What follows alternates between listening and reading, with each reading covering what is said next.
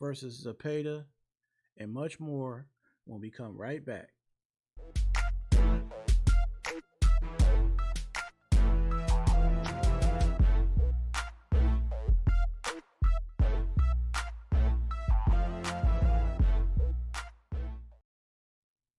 Welcome to another episode of Ring Walk Boxing Podcast. I am Bean. Merch in the description to support fight after fight. Also, make sure you share this on any social media that you may be on. Just give it a quick share. Takes a quick second. Face Magazine. He has a network from Cincinnati to Cleveland, Ohio with his partner, and he has a magazine called In Your Face Magazine. It's also here in the next few weeks, Ring Walk Boxing Podcast. We will have our article in that magazine, In Your Face Magazine. So make sure you stay in tune with all things Ring Walk Boxing Podcast.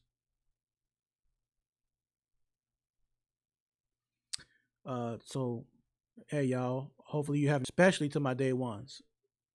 You know, the ones that's been here from day one and have been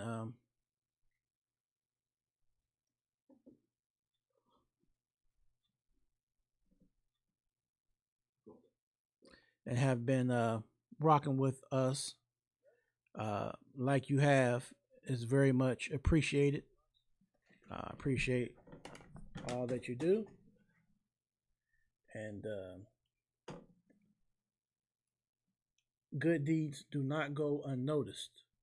That's for sure. Good deeds do not go unnoticed.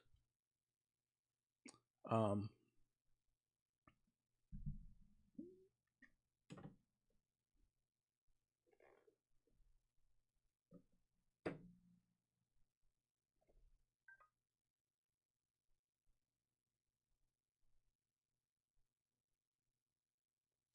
right. So, we got quite a bit to talk about in boxing. It's a whole lot going on. And we're going to delve into a couple of different topics. All right. So, the big upcoming fight this weekend is one of the biggest UK fights of recent times. Ben versus EUBANK Jr.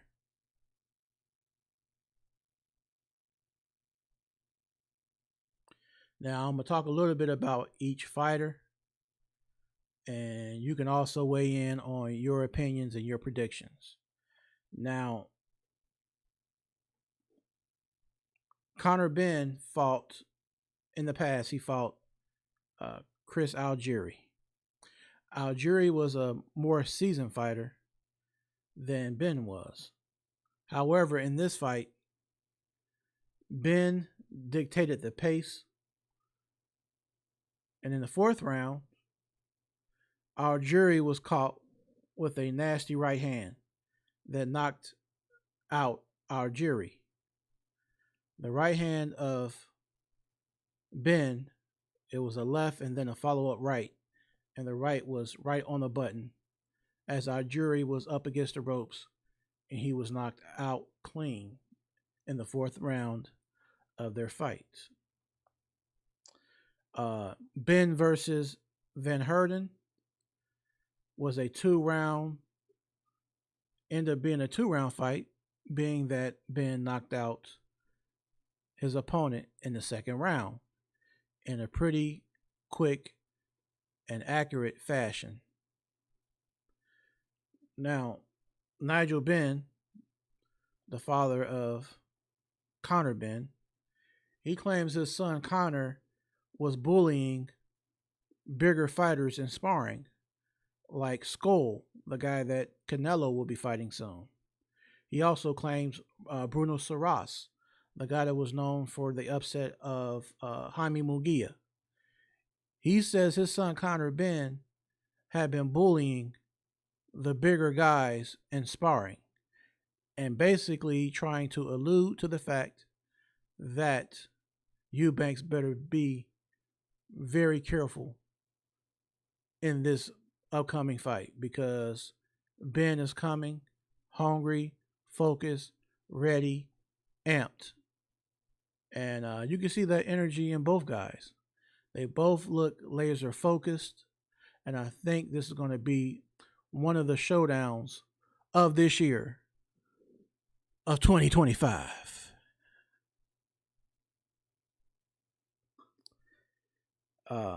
In the same aspect, there's going to be other fights, but as far as UK, this is going to be the one.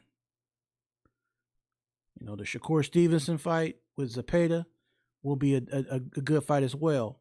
But the Ben versus Eubanks has a deeper meaning because both of these guys' fathers both fought in the past. So you had that generation of guys fight back in the day, and now you have their sons that are going to fight each other. I want to say this is the first time in history there's ever been a big rival where two fighters fought, and now these two guys that fought, their sons are going to meet in the match, meet in the ring. So this is going to be big stuff, y'all. This is going to be big because it has a history behind it. So I would like to know for you guys out here listening, who wins this? Eubanks versus Ben. What's your prediction? What's your opinion on this fight? Please let me know.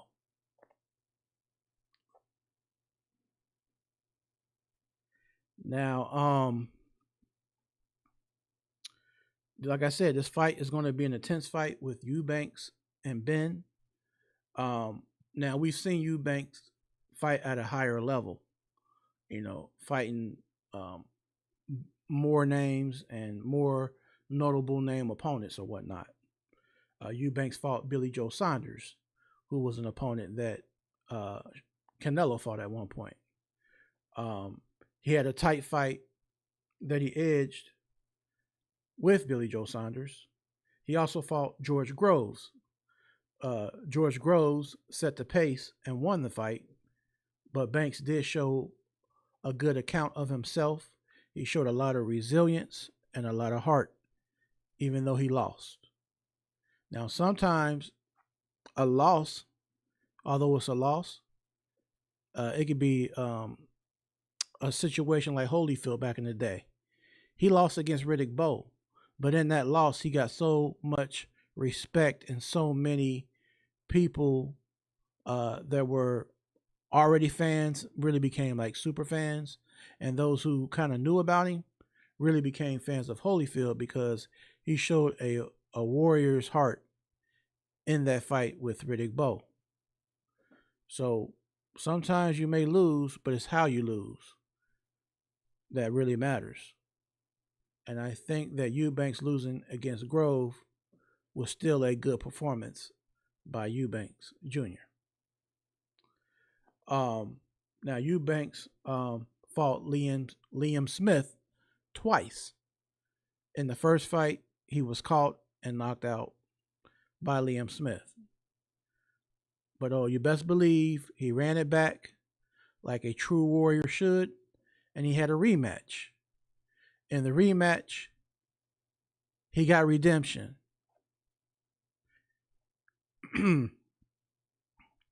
He came out boxing, being smart, but also being on the front foot most of the time, in the pocket, and just using all the skills he had, using his speed, his angles, and all that, digging in with slick uppercuts and nice combinations. In round 4, Eubanks drops Smith. In round 5, Eubanks dishing out more punishment to Liam Smith. And then by round 10, he drops him again. And in that same round, in round 10, the fight gets waved off by stoppage, and Eubanks wins his rematch by a TKO, technical knockout. So just because you lose that first match doesn't mean you can't pick up yourself, train harder, come back, and make adjustments and win the rematch. That's the true heart and true dedication of a warrior and a fighter who believes in themselves. You know, self-belief is everything when it comes to boxing, your mindset, along with training, but your mindset has to be in the right space. If you dig what I'm saying.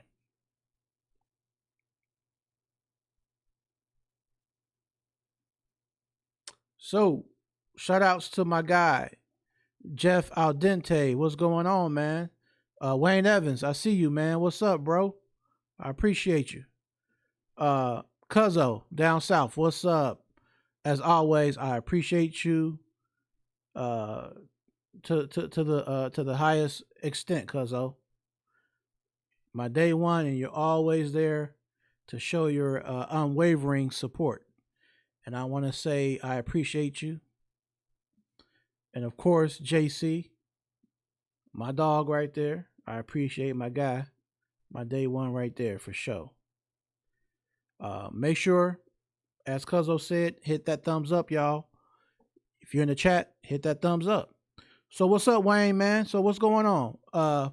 If you was able to catch some of what I had said, I want to know, what's your prediction on Eubanks versus CONOR BENN? What's your predictions?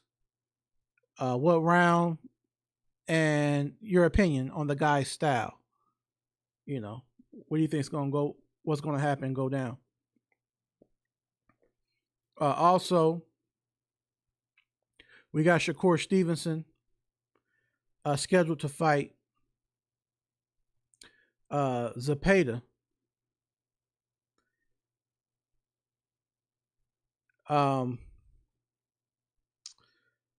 And Shakur did an interview with the Danza Project. Shakur had pretty much said that it was only right that him and Tank fight, and it benefits both legacies of either guy. That for them to fight is going to benefit the legacy of Tank, in the same aspect is going to benefit the legacy of Shakur Stevenson, which I would agree with that. Shakur also did say in that same interview that the superstar, when it's pertaining to him and Tank, he said Tank is that superstar. Tank is the guy that brings people and folks there, selling out venues, and he's like the pay-per-view star or whatnot. But he also turned around to say, Shakur said he's the more decorated, the more accomplished fighter. So I want to know y'all's opinion. Do you feel that Shakur Stevenson is the more accomplished fighter between him and Tank? And from his own words, Shakur did say that Tank is a superstar. So there was a lot of people going back and forth on social media saying, well, I don't know that Tank's bigger than Shakur, or they had a but hey, Shakur himself saying even he understands that Tank is the bigger name. So if he can admit that, he's not too arrogant and too prideful to admit knowing what is, and that it is what it is, if you know what I'm saying. So there really shouldn't be any argument pertaining to that actual point there, because Shakur himself said Tank is the bigger name.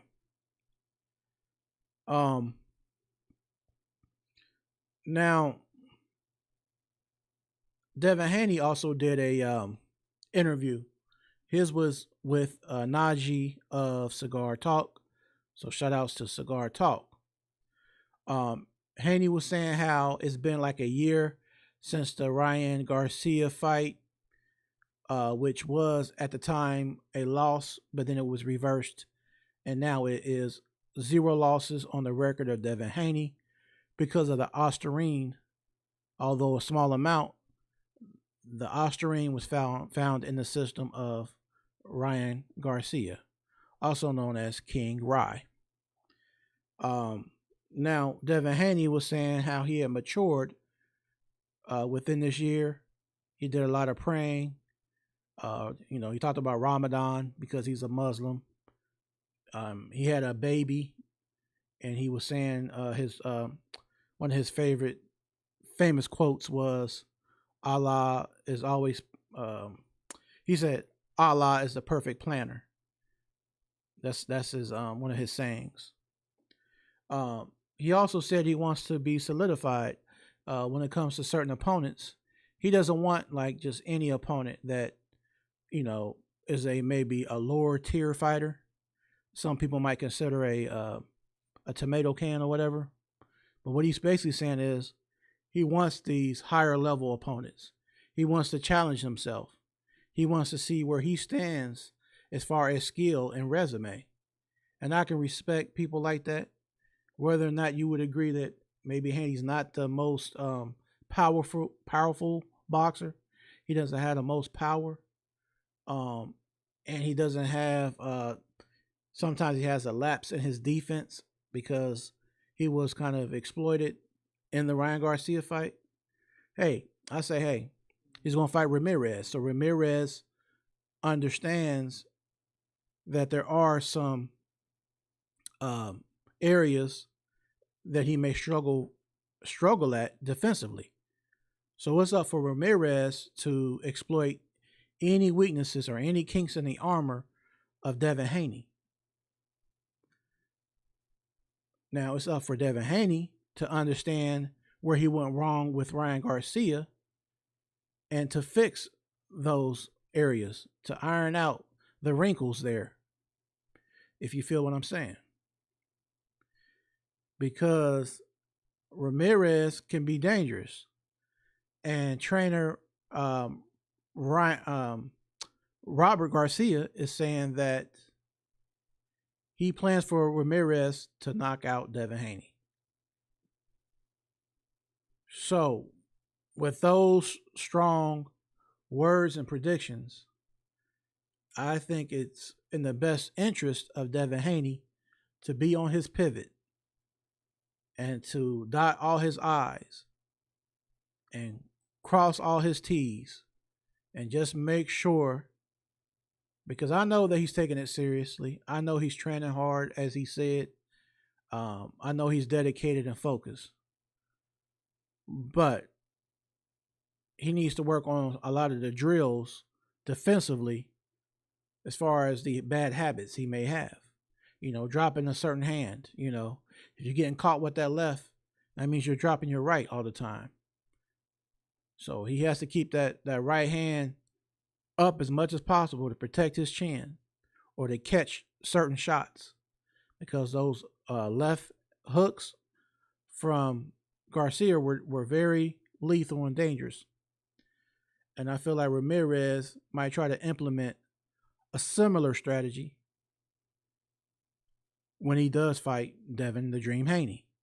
So I would like to know y'all's opinion on who wins and why. Devin the Dream Haney versus Ramirez. What's your opinion? Please let me know in the comments, please.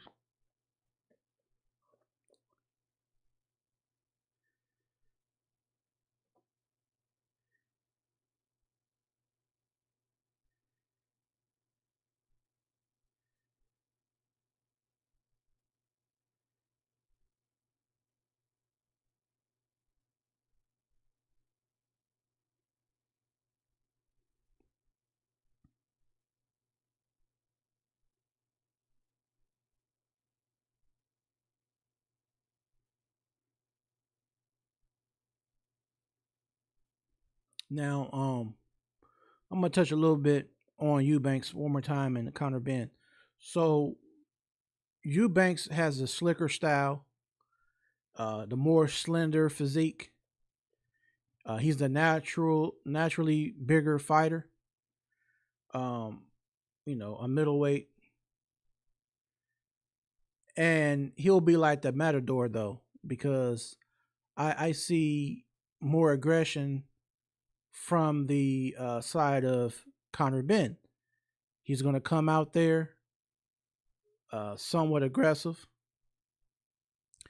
And the only way he would not be as aggressive, I believe, is that if Eubanks establishes his jab and starts to demand respect from the gate.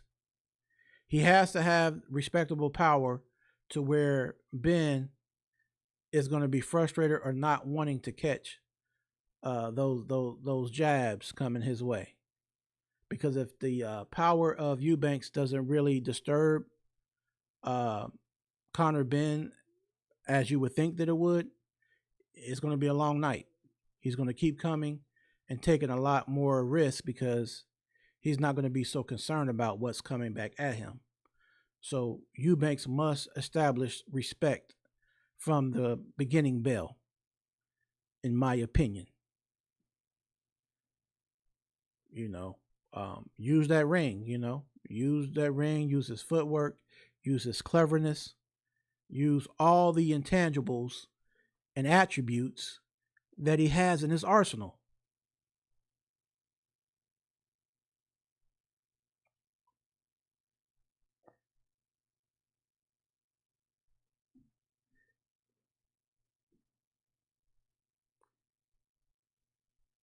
Hey, what's up? New subscriber. Shout outs to my dude over there in the UK, over in England. Um, you said you love my Matador analogy. That is how you see it. Oh, okay, bro. I love it, man. And thanks for coming. And I'm happy you're my new subscriber. And hopefully you're here every Sunday when I go live. Tonight I'm going live just because this is a spur of the moment situation right now. But I do have a weekly podcast, which is every Sunday.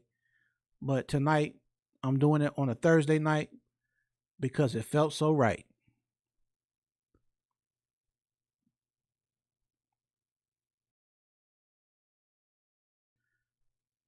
So I appreciate you, Tavert. Um, and shout outs and let your friends over there in England know to please subscribe. If you're at the gym or you're at some type of social gathering of a boxing party or whatever, let your friends know, mate. Please let them know. I really appreciate it.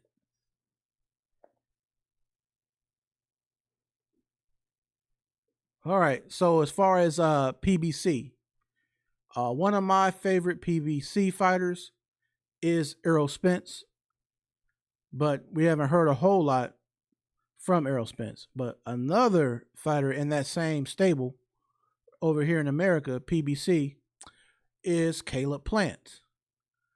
The reason why I like Caleb Plant is despite the losses, he is willing to fight anybody. He's not one that's looking to cherry pick.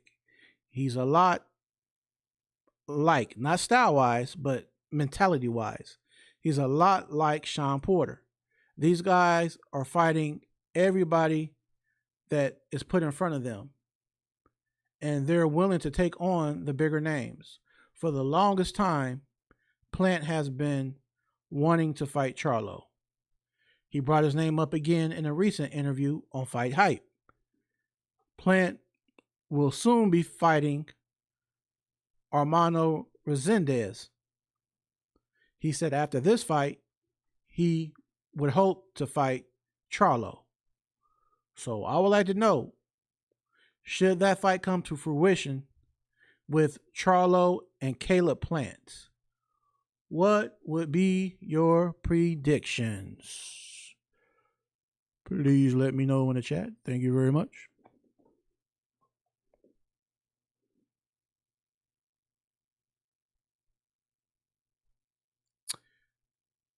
Saturday, the 3rd of May, I believe, Efe Ajagba versus Martin Bakole. Two heavy hitters in the heavyweight division. Two guys hailing out of Africa. Efe Ajagba out of Nigeria. Martin Bakole out of the Congo. I've been seeing recent footage of Martin Bakole training, and he has lost a lot of weight since that loss to Parker, where he was a replacement on like a two-day notice. Well, this version of Bakole is the Bakole that we're used to seeing, like the Bakole that fought Jared Big Baby Anderson. However, I still had questions with Bakole. He's very, very dangerous, but I was also wondering, when the tide gets rough and the currents gets rough, how will Bakole take it when he's fighting somebody else who can punch? So we will know a lot more in about a little bit over a week. When he fights Efe Ajagba, we will truly know just how great of a chin he has. We will know just the level of resilience he has. And we will see all the tenacity that he has to bring in that ring on that week of that fight.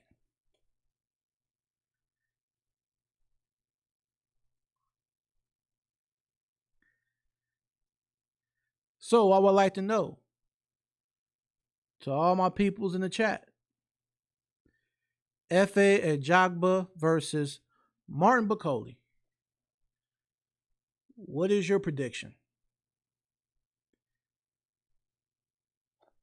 Because I'm going to be talking about this again next week. Or actually on probably more likely this Sunday. Because I want to keep looking at more and more footage of Martin Bakole and more footage of Efe Ajagba. I saw some training of Efe Ajagba earlier today. He's looking very lean.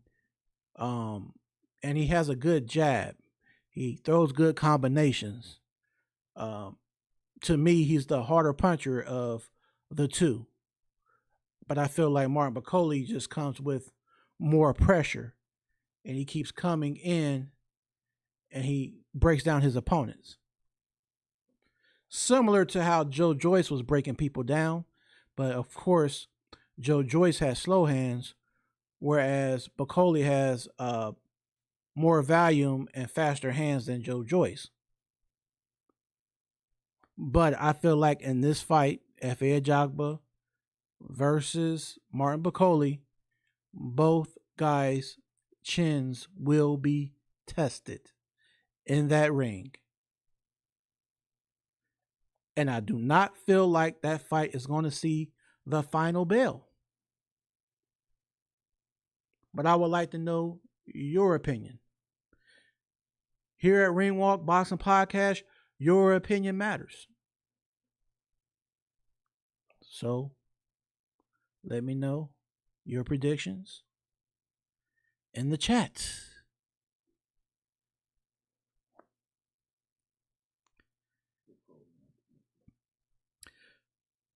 All right, Tavert, you said, yes, Caleb will not duck anyone. Yes, sir, that's facts right there, my man. And you said you got Martin Bakole on points. So you think it'll go to the final bell. That's interesting, though, and much respect to your opinion. I feel like the Bakole and the Efe Ajagba fight won't see a final bell. I feel like somebody's going to stop the other guy.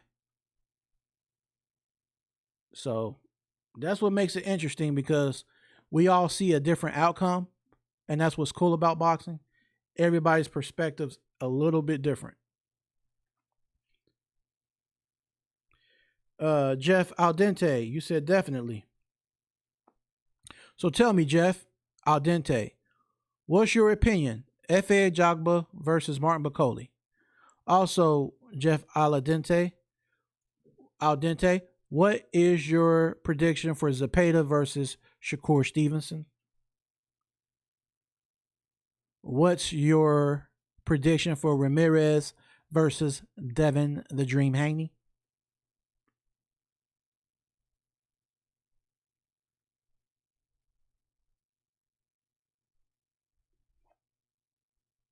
Make sure you hit that thumbs up, please.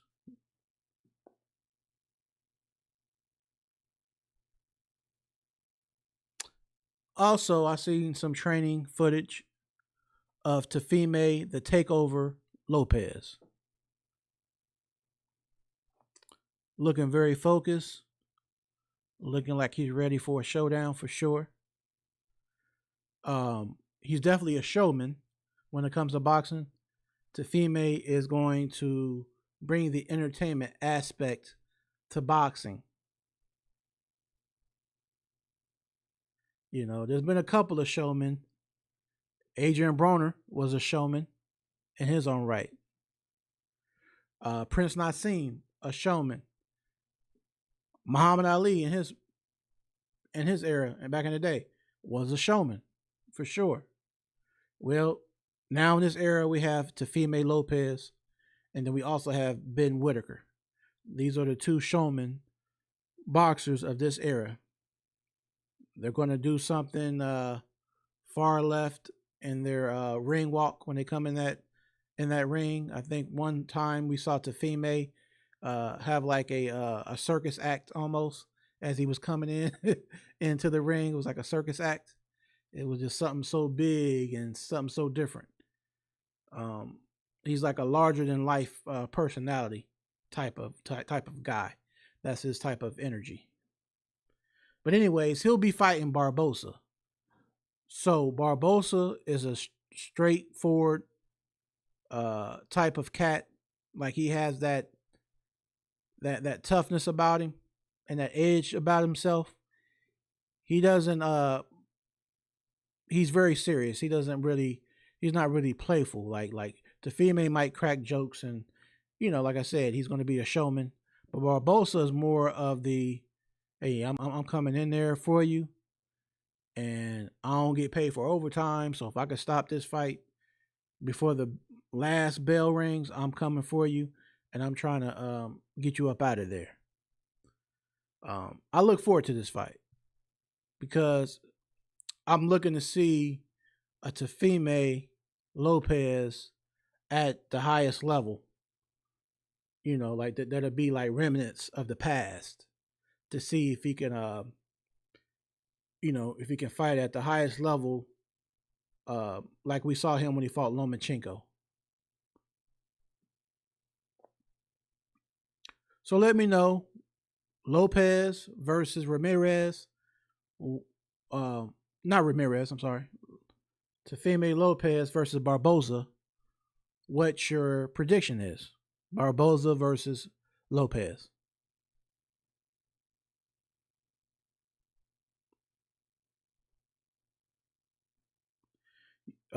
Jeff Aldente, you said you think Lopez is going to struggle.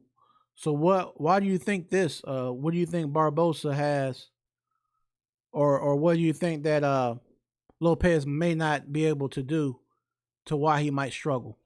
I was just curious to ask. I want to know your angle. And to Vert, you said you never bet against Shakur Stevenson.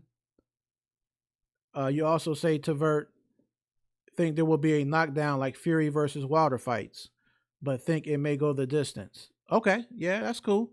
The Efe Ajagba and Bacoli, it could go to the distance as you stated, and you kind of made me see it a different way. So I can see it going the way you say that it may be a knockdown or two, but you feel like they'll both get up off the canvas and continue and make it to the final bell, whether it's a 10-round fight or a 12-round fight. So yeah, man, I like that perspective, man. Thanks for your perspective.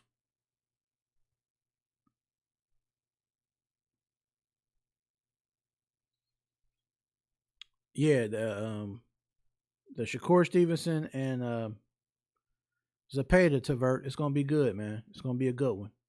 I like to see Shakur fight that style of opponent. Somebody who kind of is gonna be aggressive, and gonna bring the fight to Shakur. Because then maybe we're gonna see a better version of Shakur. It might take a fighter to bring out the best in him that we don't normally see. You know, Josh Padley was a decent opponent, but he was a replacement. So hopefully, with a full camp, ZEPEDA will bring all the tools he needs in there against Shakur Stevenson. That would make for an exciting fight.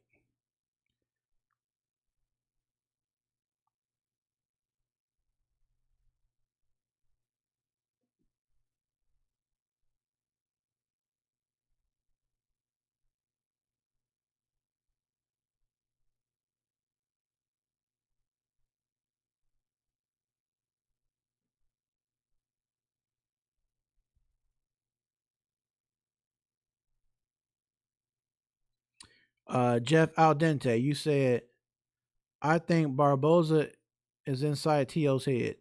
Barboza is a decent fighter, and if he can manage to get any good rounds, it'll make T.O. desperate. Oh man, I like that, man. I like that perspective, man. I like your perspective on that, man. That's a good assessment for sure. You say also, Jeff Aldente, T.O. always underperforms when he's desperate. Yes, he does. Like he did against the guy out of Australia, Kambosos. When he fought ferocious Kambosos, he underperformed. So we might see that similar to Fime, as you stated. Tavert, you said absolutely, bro. I think this will bring the best version of Shakur. Yeah, for sure. Also, Tavert, since you're from over there in England, I'm an Anthony Joshua fan. So I want to know if we get to fight AJ versus Fury, because I don't believe Fury's truly retired. I think he's just taking a little break. But say that fight happens in 2026. What would be your prediction on Tyson Fury versus Anthony Joshua? I always felt like Anthony Joshua is a bad style matchup for Tyson Fury. I also feel that Daniel Dubois would beat Tyson Fury as well. I don't think Tyson Fury will do good with a opponent who can box. Not the best boxer, but they have good punch placement. They are explosive. They know how to go upstairs and downstairs, go to the body, go upstairs.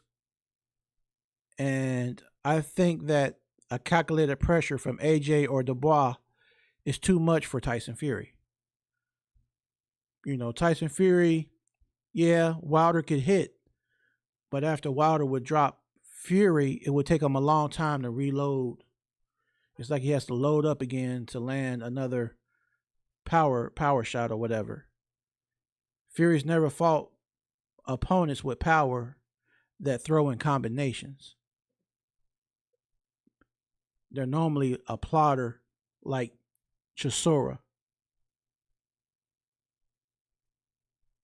I agree, Tavert. I think AJ does knock him out.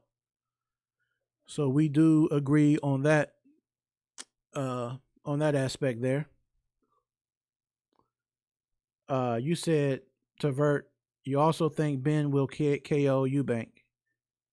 That's gonna be a good that's a good call, man. We're gonna see for sure here soon. He definitely can do it. He definitely has the power and the explosiveness, and he has good punch placement. I think people underrate and overlook the fact that punch placement means a whole lot. If you have pinpoint accuracy, that means a whole lot.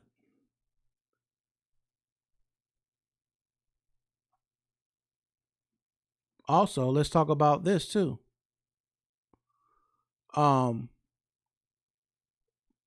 because you're here to vert, I never asked you this because you're new. What do you feel, hypothetically, if Tank versus Shakur Stevenson does happen in 2026, next year? What would be your prediction? Tank versus Shakur Stevenson. You said earlier in the comment that you never bet against Shakur Stevenson. Okay. Do you feel the same if he fights Tank Davis? If he fights Tank Davis, do you still have the same sentiment?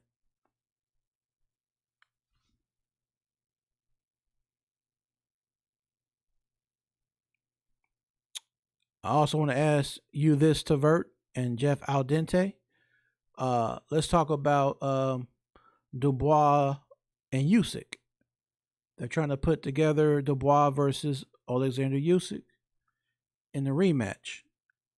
Do you think that Dubois will redeem himself from the loss he took, where he ended up quitting against Usyk when he took a knee after the jab and being outclassed?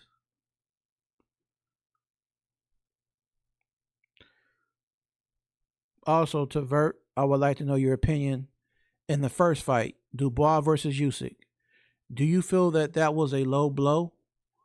I felt like it was borderline, but do you feel like it was a low blow or was it a legitimate punch to the body? I just want to know your opinion, Tavert. You say, Tavert, that's a beast of a fight. I would have a draw at this point. I love them both. Oh yeah, definitely, man. You know, Tank and Shakur, man. Yeah, definitely, man. I'm more of a Tank fan, but you know, hey, I respect the skills of Shakur Stevenson. He's a very skillful fighter.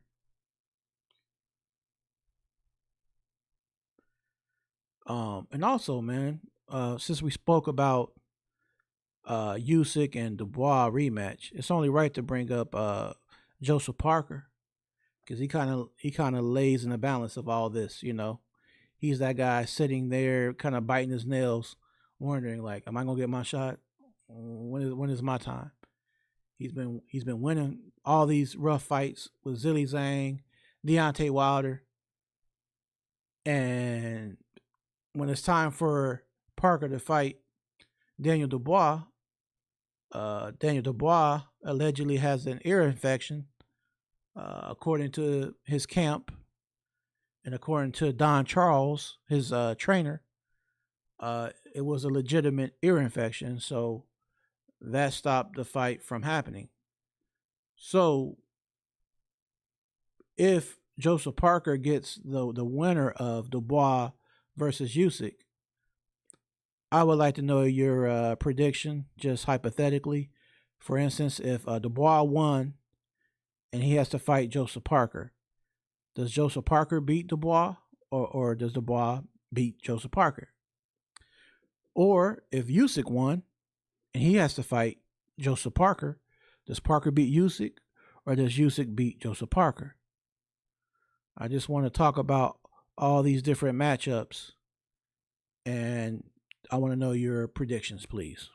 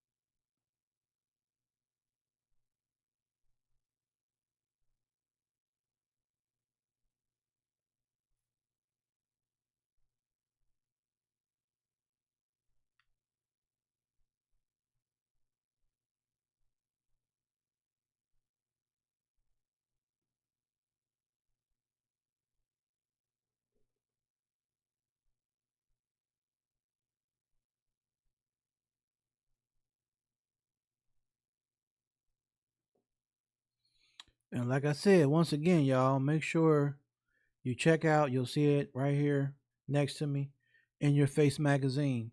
Make sure you be in tune and be looking out for Ring Walk Boxing Podcast, as I will have an article and I will be on the cover of In Your Face magazine.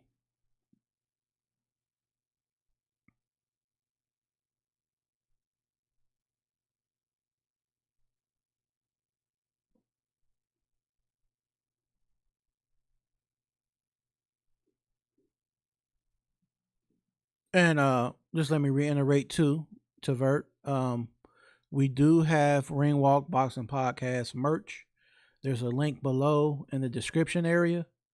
Um, we have the hats like I'm wearing tonight in all different colors. T-shirts. We have hoodies. I know over there in UK it stays cool all year round most of the time.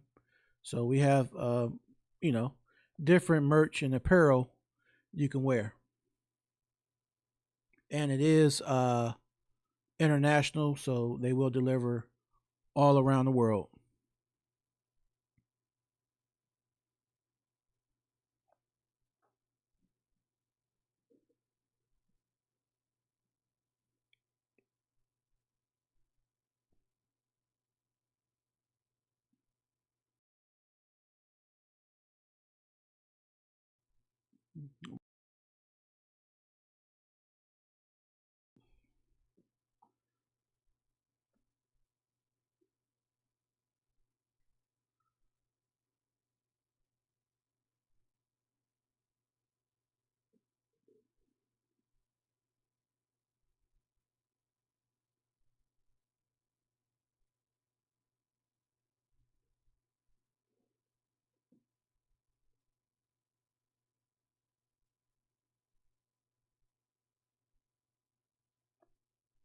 All right, so all right, to Vert, give me 1 second, y'all. I'm gonna go back and try to catch up on all these uh all these chats here, y'all. All right, Tavert, you said I also think Ben will KO EUBANK. Speed kills. Yeah, it does. It does. It does, man. It's gonna be a very interesting matchup as long as it lasts for sure. Jeff Aldente, you said I don't know why. I don't know if Joshua wins. He got really gun shy versus Andy Ruiz, who was kind of uh, a volume puncher. And if Fury we see keeps throwing punches, it might stop Joshua from throwing punches. You also said Jeff Aldente. Coming from a loss to Dubois, it's hard to see where his mental game is at. Yeah, yeah, that could definitely play a part. We just got to see how he looks on his comeback match. Whoever he picks as his next opponent. Just like how Deontay Waters coming back after his being beat convincingly from Parker and then knocked out by Zilly Zhang. He's gonna fight Tyrell Herndon. So we'll see how that works out for Deontay Wilder. Jeff Aldente. You said coming from a loss to the ball. Okay. And then to Vert, you said you think Dubois was unlucky in the first fight.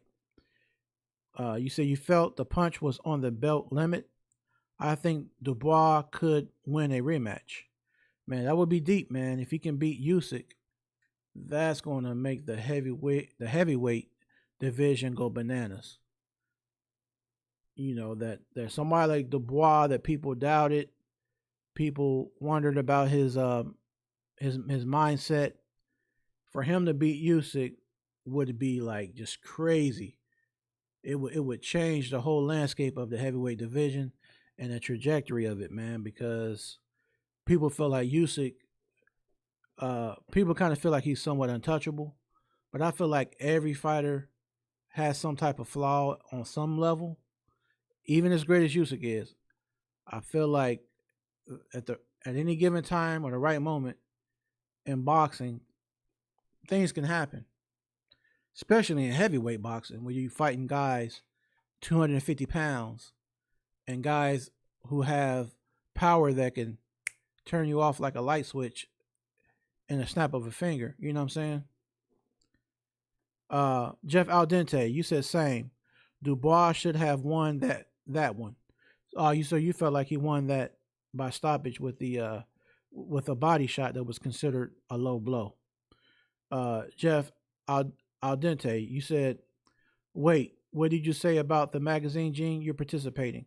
Yeah. So what's going on is that my cousin here in Cincinnati, Ohio, he has a partner up in Cleveland, Ohio, which is like almost 4 hours north or whatnot.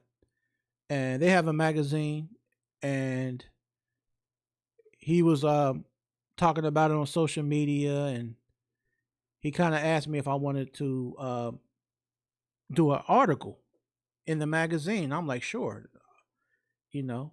But then I even came at him like this. I'm like, hey, if I'm going to do an article for your magazine, could you bless me and let me be on the actual cover?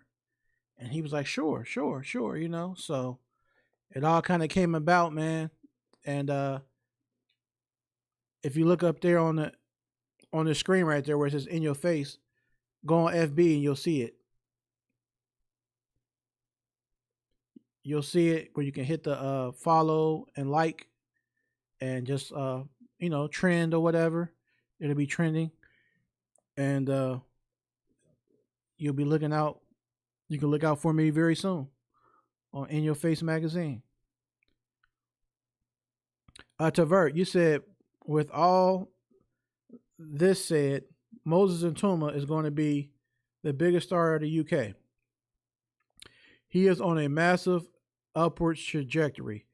Yeah, mate, I agree, man. Moses seems like a good bloke, and he's a beast. He's he's young, in his prime.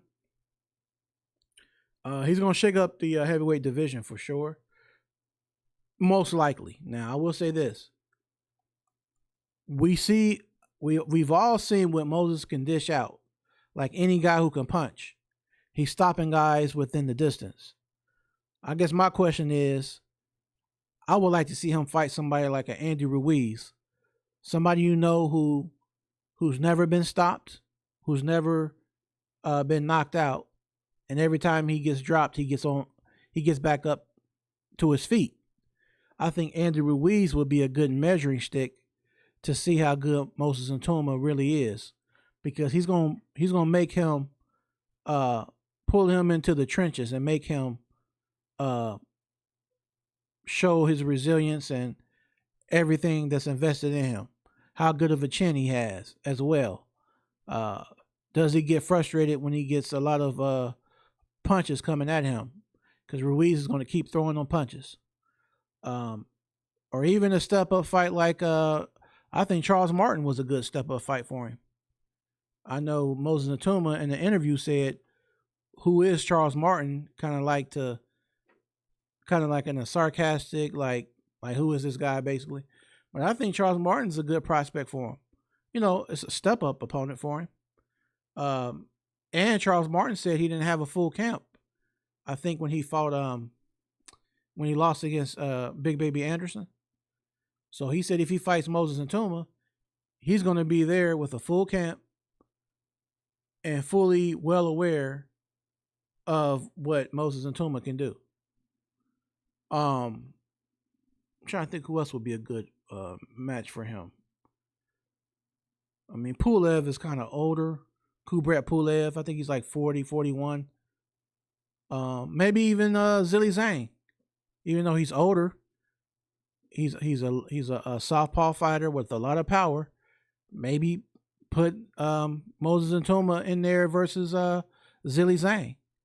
See if he can pass that test, just to kind of see how he does when he gets hit very flush, How does he take a punch from another power puncher?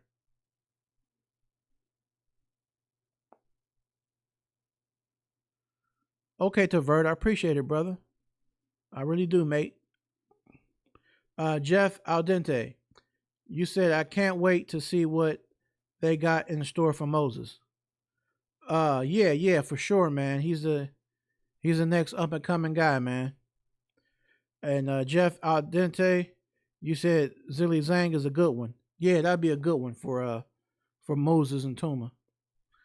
Um, Tavert, you said that's very true. Would love to see Ruiz and Toma. Charles Martin, a good call too. Uh, Jeff Aldente, Ruiz is a good one too. Villanello, another good one. I got to check him out then. Thanks for mentioning him. Villanello, I'm gonna do some film study on him. Yeah, I'm gonna do some film study on him. Now, as far as Parker needing a dancing partner, I wonder if just by some crazy stretch of imagination, I'm just throwing it out there in the universe. But say Joseph Parker, he got matched up with Ajit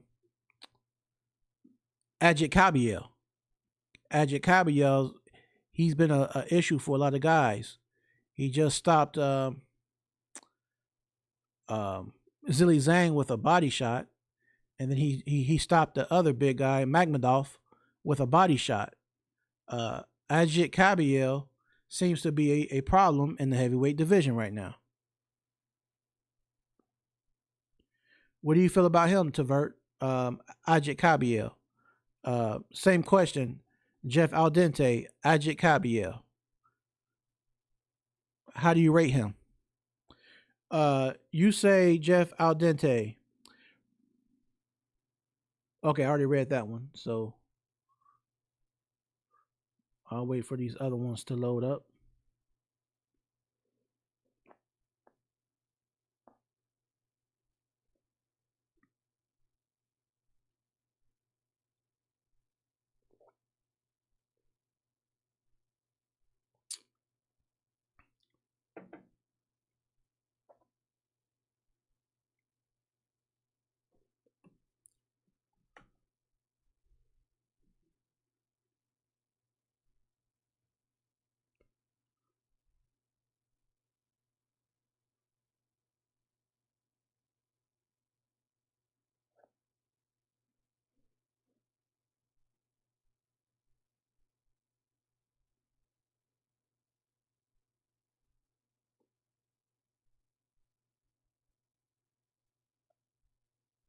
Also, y'all,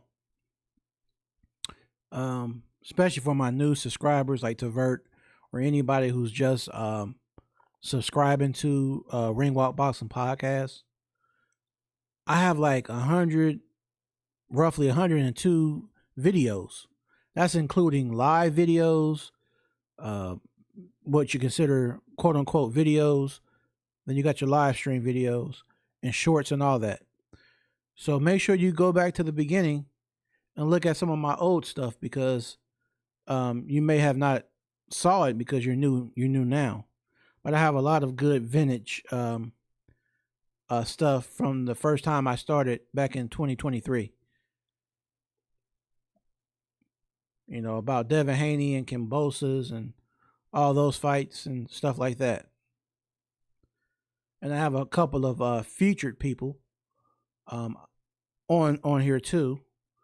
And in the future, I hope to have more special guests on my podcast from here in Cincinnati. I want to bring on a legend from Cincinnati here soon in the near future. I did a podcast with Meech Gotti. He's out of Lincoln Heights, Ohio. He's like family. He's one of my couple of my younger cousins, homeboy from Lincoln Heights, and we did a sit down interview with him. And he tells you a lot about boxing, about the ins and outs, you know, how he diets, how he trains, you know, just kind of push you in the mentality of a boxer and how a boxer thinks. So make sure you check out that Zone 15 edition as well, y'all. And shout outs to Meech Gotti.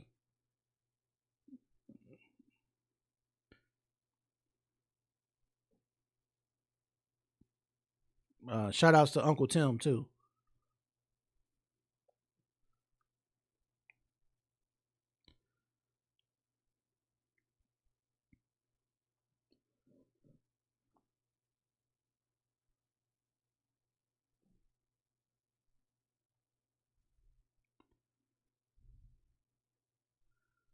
So anything else anybody wants to talk about in the chat before we wrap up tonight's session?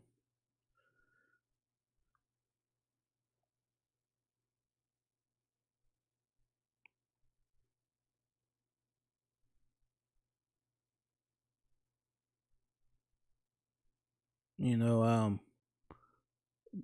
we got the Rolly Romero versus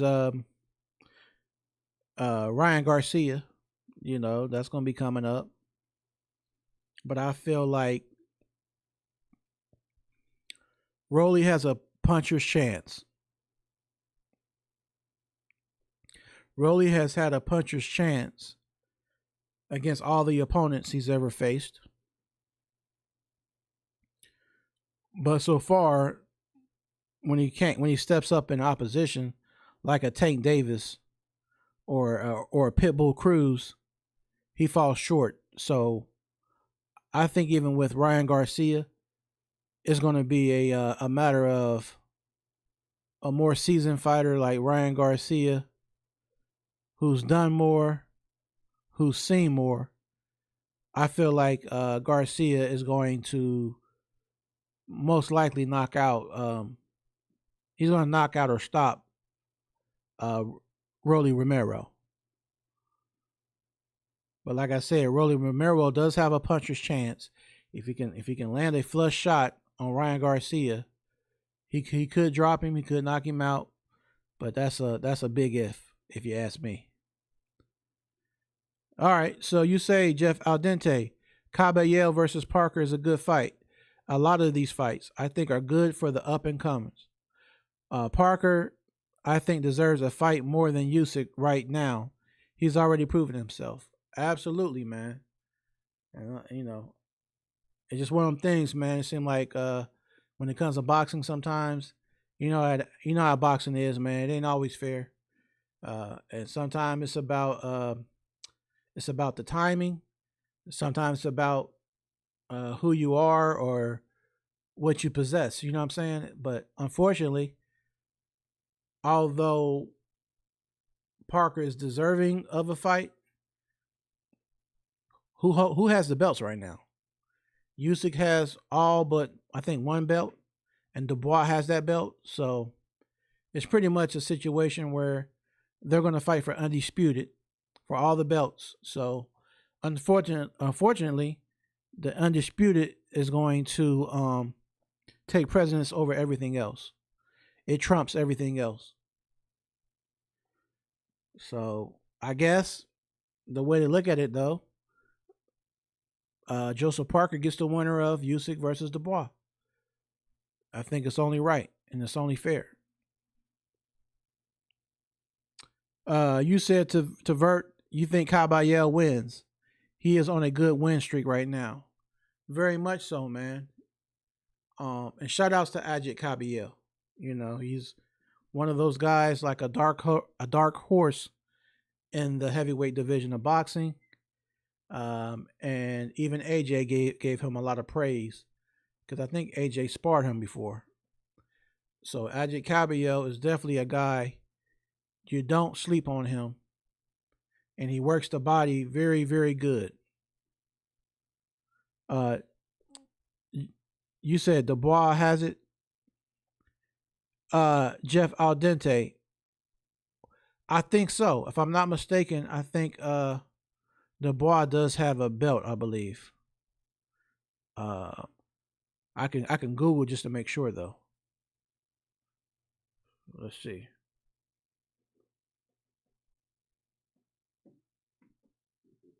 Yeah, Daniel Dubois. What belt he has? Does he have the belt? I think he's a champ right now. Um, Cuzzo says, thanks you all who attended this live. Enjoy the remainder of your evening and have a great weekend ahead. You have a great weekend as too, Cuzzo.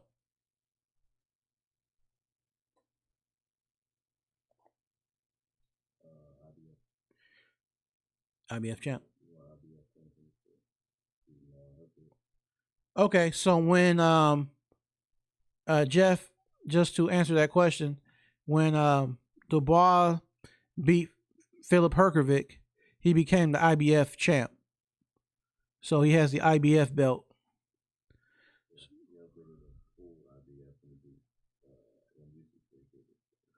And also what happened too. Remember when Usyk had vacated the title? That's when Dubois became the IBF, the full IBF. So he has that bargaining tool to fight Usyk, and I think Usyk wants to be double undisputed because he feels like he's going to beat Dubois. Tavert, you said, my fellow boxing brothers, it's 3:52 a.m. here in UK. I understand, man. Get you some sleep, man. And I appreciate you being up. And God bless you as well, man. Jeff Aldente, you said, oh yeah, he still has that fight. I forgot. Yeah. Yep, for sure, man. So it's all good, man. We're gonna see how everything unravels here in the near future. And like I said, I'll be back here on Sunday, 6 p.m. Eastern Standard Time, USA. And we're gonna do a recap of Ben versus EUBANK and a few of the fights that end up being on that card. I'll talk about as well on Sunday. So to everyone here, again, I want to thank you.